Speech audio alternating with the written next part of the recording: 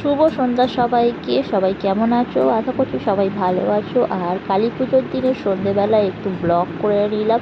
আর দেখতেই পাচ্ছেন সন্ধেবেলা সেজে গুজে একটু রেডি হয়ে গেছি। তো সকাল সকাল জল ঢেলে চলে এসেছিলাম। আর তারপরে মা বললো একটু পাঁপড় ভাজতে। তো দেখতেই পাচ্ছেন পাঁপড়গুলোকে ছোট ছোট করে 4 পিস করে নেওয়া হয়েছে। আর তারপর দিয়ে দিলাম তেলের মধ্যে। তো বেশ কিছু পাঁপড় আমরা ভেজে নিলাম, যেহেতু সন্ধেবেলা ভাজতে প্রচুর লেট হবে। আর আমাদের যেহেতু কালী পুজোতে একটু পান্তা ভাত হয়, আর সাথে পাঁপড় খেতে বেশ ভালো লাগে। তো এইভাবে মা আর আমি দুজনে মিলে সমস্ত পাঁপড়গুলো ভেজে নিলাম। আর এদিকে হয়ে গেল বিকালবেলা। আর বিকালবেলা দেখতেই পাচ্ছেন চলে এসেছি একদম ময়দা নিয়ে। আর ময়দা একটু ঠেসে নিচ্ছি। আর এদিকে আজকে হবে ঘুগনি। তো ঘুগনির জন্য ওখানে আলু কাটা রয়েছে। আর দেখতে পাচ্ছেন এখানে ময়দায় ময়ান দিয়ে দিয়েছি, দিয়ে ভালোভাবে মেখে নিচ্ছি। আর ওদিকে হচ্ছে একটু আলুর দম। তো আলুটা একটু সিদ্ধ করে নিয়ে নিচ্ছি। আর দেখুন আমি ময়দাটা খুব ভালোভাবে ঠেসে নিচ্ছি যাতে নরম হয়। আর না ভালোভাবে ঠেসলে একদমই নরম হয় না। আর এদিকে ময়দাটা ঠেসা হয়ে গেল, সাথে সাথে কুণাল করে দিল একটু হেল্প। কুণালও প্রচুর পরিমাণে ঠেসেছে। আর তারপর আমি গুচিগুলো কেটে দিলাম। আর কুণাল এভাবে গুচিগুলোকে গোল করছে। আর মা এখন কড়ার মধ্যে দিয়ে দিচ্ছে। আজকে একটু ঘি দিয়ে লুচি ভাজা হবে। ছোটোবেলায় তো ঘি দিয়ে লুচি ভাজা হতো, ডালডা ঘি দিয়ে। তো এদিকে দেখতে পাচ্ছেন বন্ধুরা লুচিগুলো একদম ভালোই ফুলছে।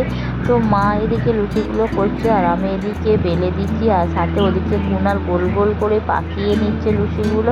তো প্রথমেই লুচি আমরা করে নিচ্ছি। আর দেখুন কুনালকে দেওয়া হয়েছে। কুনাল বললো বেশ ভালোই খেতে হয়েছে। তো ও বললো যে একটা দাও লুচি।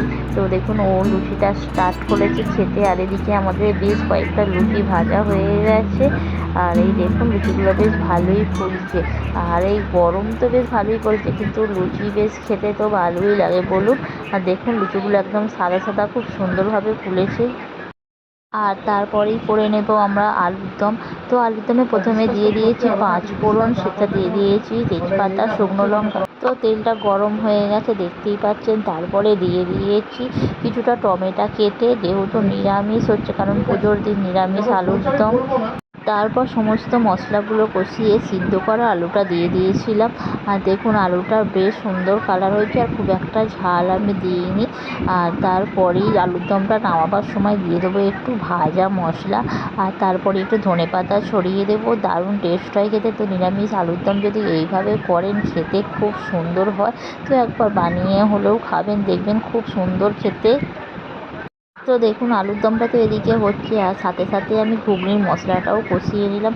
আর দেখুন ঘুগনির মশলাটা খুব ভালো করে কষাচ্ছি। আর কষানো তো প্রায় হয়ে গেছে, তেল দেখতে পাচ্ছেন একদম ভেসে উঠে। তারপরে আলুটা সিদ্ধ করে এইভাবে মেশ করে নিয়েছি। আর মেশ করে নেবার পরে ওটা ঢেলে দিলাম। আর মা বললো একটু এটাকে ভালো করে কষিয়ে নিবি। আর মা এরা যেহেতু ঘুগনি বানায়, তো এইভাবেই ঘুগনির মধ্যে আলুটা চটকে দেয়।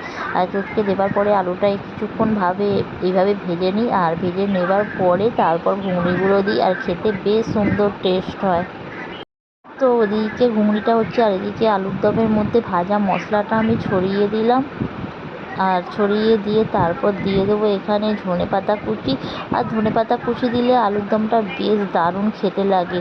তো অর্ধেক ধনেপাতা আমি আলুর দমের মধ্যে দিয়ে দেবো, আর অর্ধেকটা দেবো আমি ঘুগনির মধ্যে। তো এদিকে বন্ধুরা দেখুন আলুর দমের মধ্যে ধনেপাতাগুলো ছিটিয়ে বেশ দারুণ একটা লুক দিয়েছে। আর আলুর দমটা পুরো রেডি হয়ে গেছে।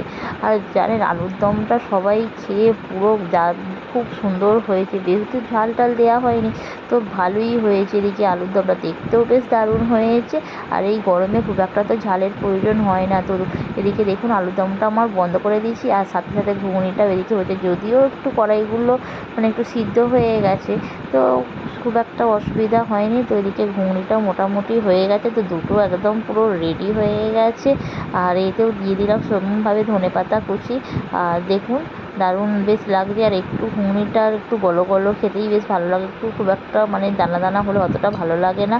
আর এদিকে তারপরে রান্নাবান্না শেষ, আজ চলে গেলাম একটু সেজে গুজে কালীতলায়, মানে আমাদের যেখানে পুজো হচ্ছে। আর এটা হলো আমাদের এখানের মেন গেট। আর দেখুন লাইটিংগুলো বেশ ভালো করেছে, দেখতে বেশ খুব সুন্দর লাগছে। তো মোটামুটি ভিড় ভালোই জমেছে। আর এদিকে বেশ রাত্রির হয়ে গেছে, এটা প্রায় 11:30 এরকম বাজে, তখনই এসেছিলাম। আর দেখুন এবার ভিড়ও বেশ ভালোই জমেছে। আর আমি একটু সেজে গুজে রেডি হয়ে গেছি। তো রেডি হয়ে গিয়ে আজকে এই শাড়িটাই পরেছিলাম। তো মেলাতলায় ঘুরতে এসেছি। আর সাথে সাথে আমার মামি করে দিচ্ছিলো একটু ভিডিও, তো মামি এসেছিলো, তো মামি একটু ভিডিওটা করে দিচ্ছিলো। আর এই যে মেলা বসেছে, তো দেখে নিন একটু কী কী মেলা বসেছে। এদিকে চলে এসেছে জিলিপি বাদাম, আর মেলা মানেই তো জিলিপি বাদাম এসব তো থাকবেই, তাই না? আর পুজোয় আমাদের এখানে একটু বেশ মেলা হয় ছোটো থেকেই। আর তখন প্রচুর নাকরদোলা আসতো, আর নাকরদোলায় আমরা চড়তাম, বারবার আসতাম আর নাকরদোলা চড়তাম। আর দেখুন সব জিলিপি বাদামগুলো অলরেডি সব লোক নিতে শুরু করে দিয়েছে। তো জায়গাটা খুব একটা বড় না, মানে ছোটোখাটো, তবুও বেশ মোটামুটি ভালোই মেলা টেলা বসে। আর এদিকে দেখুন মেলাতলার ঘুগনি, যেটা আমার খেতে ভালো লাগে, যদিও আজকে খাবো না। বাড়িতে ঘুগনি হয়েছে, এটা দেখতে পাচ্ছেন, সেই আমাদের জিভে জল আনা ফুচকা। আর এদিকে তো হচ্ছে এখানে এগরোল টেগরোল এইসব কত কী হচ্ছে। তো যারা যা পাচ্ছে খাচ্ছে, সমস্ত দোকানে আপনাদের দেখালাম। তো এগুলো সমস্ত কিছুই আমাদের পাড়াতে। আর সাথে রয়েছে লাল লাল ডিম কষা, যেটা আমার চোখ সরাতেই পারি না। আর দেখুন এখানে সমস্ত ইয়ারিং টিয়ারিং বিক্রি হচ্ছে।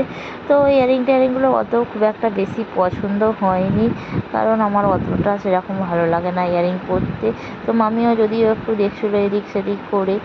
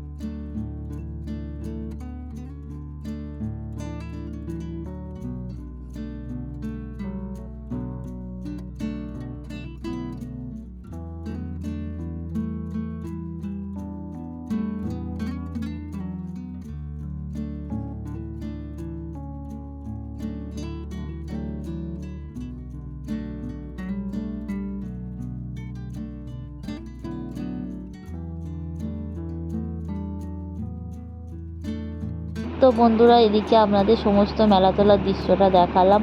আর যেহেতু আমাদের মানে মাকে ছবি তুলতে নেই, তো সেই জন্য আর দেখালাম না। তো ভিডিওটি কেমন লাগলো, ভিডিওটি ভালো লাগলে লাইক করবেন, শেয়ার করবেন, কমেন্ট করবেন। আর দেখা হবে নেক্সট ভিডিওয়ে। সবাইকে টাটা বাই বাই, সবাই ভালো থাকবেন, সুস্থ থাকবেন, শুভরাত্রি।